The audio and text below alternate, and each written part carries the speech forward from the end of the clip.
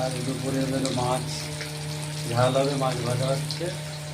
এদিকেও মাছ আরও আছে হলুদ মাখানো, আর বেগুন ভাজা।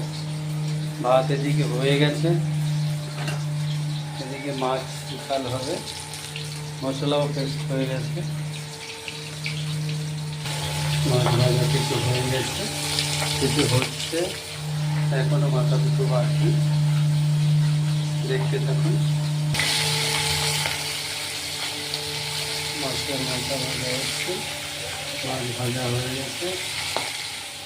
এদিকে বেগুনে হলুদ লবণ চিনি মাখিয়ে রেখে দিয়েছি।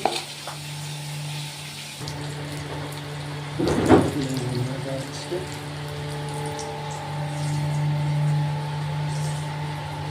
আমার বেগুন ভাজা কমপ্লিট, মাছ ভাজা এই, মাছের মশলা হচ্ছে। লাস্ট পর্যন্ত দেখতে থাকুন। আমার মাছের ঝাল কমপ্লিট, দেখুন।